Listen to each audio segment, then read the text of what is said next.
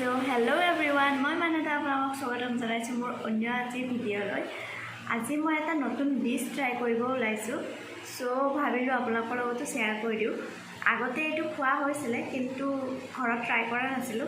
So আজি ভাবিলো ঘৰত ট্ৰাই কৰো। তো ট্ৰাই কৰিব এতিয়া মই গুটিখিনি ৰেডি কৰি ৰাখিছো। আপোনালোকক দেখাম এতিয়া কেনেকৈ কি বনাম। ডিশটো এতিয়া নকওঁ, আপোনালোকে চাই ল'ব ভিডিঅ'টো। ভিডিঅ'টো আৰম্ভ কৰোঁ।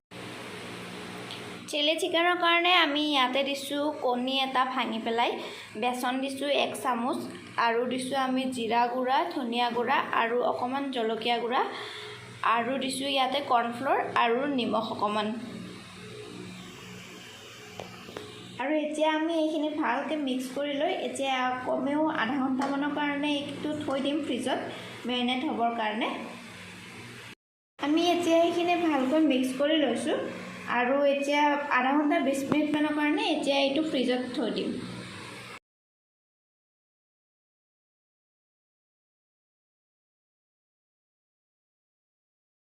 চিকেনটো ফ্ৰাই হৈ গৈছে, এয়া কালাৰ আহিছে সব গোল্ডেন ব্ৰাউন।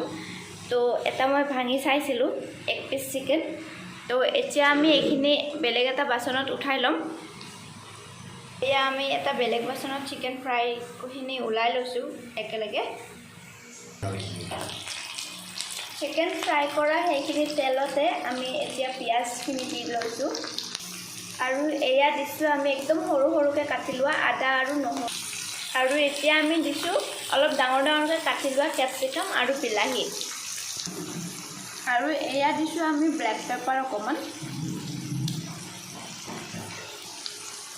আৰু আমি নিমখ এতিয়া একেবাৰে অকমান দিছো কাৰণ চিকেনটো মেৰিনেট কৰোতে আমি দিয়াই আছিল অকমান। মই এইটো চিলি চিকেন গ্ৰেভি বনাইছো, এটো কাৰণে অকমান মই ইয়াতে পানীও এড কৰি দিছো। এই আমাৰ চিলি চিকেন এতিয়া ৰেডি হৈ গৈছে, একেবাৰে খাব পৰা হৈ গৈছে।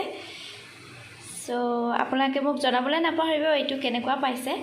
মই এইটো নতুনকৈ ট্ৰাই কৰিছো, আগতে বহুত খোৱা হৈছিল যদিও ঘৰত ট্ৰাই কৰা হোৱা নাছিলে। সো আজি মই নতুনকৈ ট্ৰাই কৰিছো, এতিয়া খাই চালে গম পাম আৰু কেনেকুৱা টেষ্টি আছে। দেখিবলৈতো ভালেই লাগিছে। সো ভিডিঅ'টো ইমানলৈকে চোৱাৰ কাৰণে বহুত ধন্যবাদ। আগলৈও এনেকৈ চাই থাকিব বুলি আশা থাকিল। Thank U.